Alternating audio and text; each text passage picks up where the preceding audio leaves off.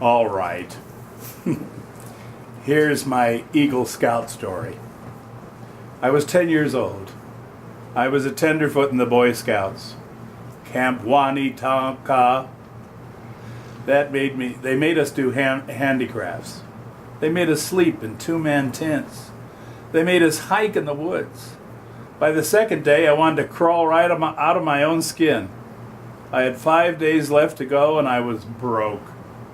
I had gone through $2 my ma had given me for spending money.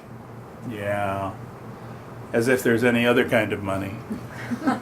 Camp Wanitaka had a little cabin in the middle of the grounds. They called it the Trading Post. It was like a rustic 7-Eleven. It sold Coke, candy bars, Eskimo pies, the works. If you were flush, you could buy a leather knit kit to make a belt or a block of wood to carve a neckerchief slide. But I wasn't flush. 2 hours after I climbed off the bus on Sunday afternoon, I had blown my wad on Eskimo pies. I got a bellyache that night. It was the best bellyache I ever had. On Tuesday, they made us row boats. I was with 3 other scouts. The scoutmasters ordered us to take turns rowing around the lake. But I told a scout named Nick that I would allow him to take my turn if he paid me a dime. He fell for it. Who the hell wanted to row around the lake in a damn boat? Nick did. 1 dime could buy 2 Eskimo pies back in the days when a nickel was worth $1, adjusted for inflation. I couldn't wait to get back to the dock. While Nick was getting red in the face, yanking our boat all over the lake, I glanced around the flat Kansas landscape, trying to work up a woodsy feeling. I was trapped there for a week. I was down to my last dime. I was ready to capitulate. These were my formative years. Then I saw something lying in the bottom of the boat. I was sitting in the pointy part of the boat, what the sailors call it, the prow. Don't ask me, I served in the army. But I could spot a billfold a mile away. I can still do that. The billfold must have fallen out of the back pocket of some kid. I casually reached down and surreptitiously pocketed the billfold. Then I began whining. I told the other scouts my belly ached and I wanted to go to the Red Cross cabin. They bitched, they moaned, they called me a doofus. But I got my way. I can still do that. After they dropped me off, I took a little hike into the woods. The trees were thick, crowded, probably the only cluster in Kansas. I opened the billfold and examined the ID card. It belonged to Chauncey Roquefort, Eagle Scout, the highest ranking scout in our troop, Troop 42, Blessed Virgin Catholic Grade School, Archdiocese of Wichita, Monsignor Michael O'Flaherty presiding. O'Leary, I'm still thinking of O'Flaherty. Then I opened the cash pocket and looked right in the eyes of Mr. Sawbuck himself, Alexander Hamilton. My mouth went dry.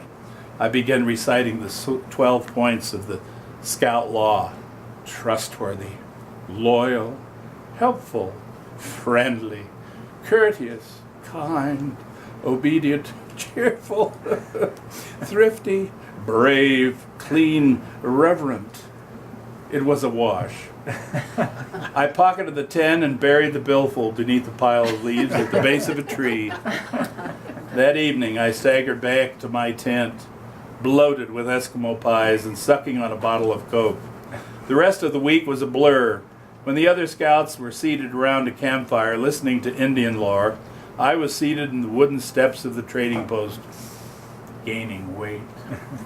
$10 could buy 200 ice cream bars in those days. By Friday night, I was down to my last quarter. I was lying in my tent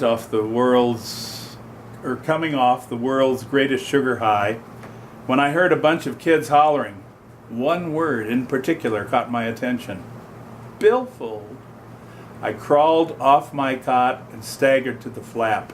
I opened it, stepped outside, and saw a group of young, healthy, tanned, robust Catholics standing around a scoutmaster and waving something I could spot a mile away. "We found the billfold in the woods!" I eased back into my tent. I placed one ear against the flap and listened as the scouts explained how they had discovered the billfold beneath a pile of leaves and at the base of a tree in the middle of the woods. For the love of Christ, I decided to make myself scarce.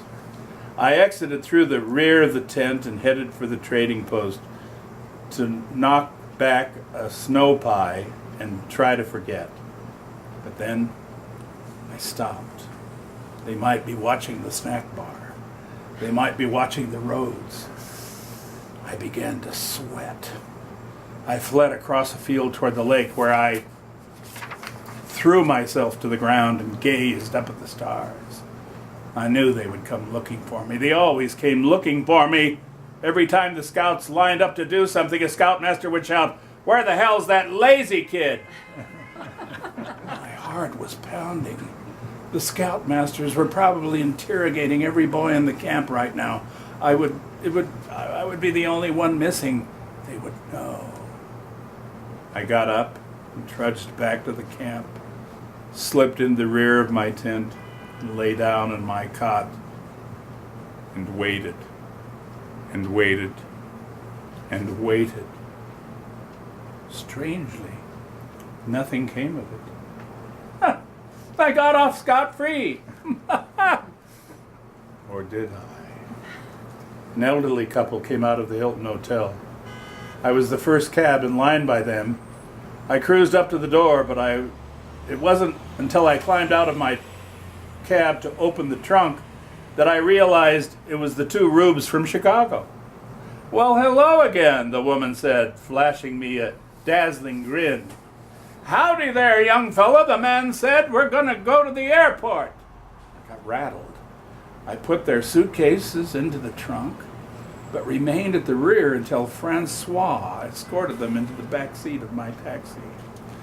I gently closed the lid and walked toward the driver's door. I wanted to keep on walking. I wanted to walk all the way back to Wanetonka and throw myself at the mercy of Lord Baden-Powell, the founder of the Boy Scouts. Instead, I climbed into the driver's seat and started the engine, hit the meter, and pulled out. We'd be together for about a half hour. My only hope was to recall the plot of The Three Faces of Eve and try to become Joanne Woodard. It worked. "How was your stay in Denver?" I chirped. "Oh, we had a wonderful time," the woman said, patting the back of her hair. "Marvelous, just marvelous," her husband said. "But you know," the woman said, tilting her head and frowning, "we missed the gunfight down at Larimer Square. We were so disappointed. I was hoping to take a picture for my grandchildren." Somehow, I managed not to flip out. I drove to the airport and dropped them off at the terminal. They gave me $55. I got out of there fast. By the time my shift ended, I made 2 airport runs, had lied to an elderly couple, got yelled at by the dispatcher, and sold my soul to the devil. It was time to go home and tote up my profits.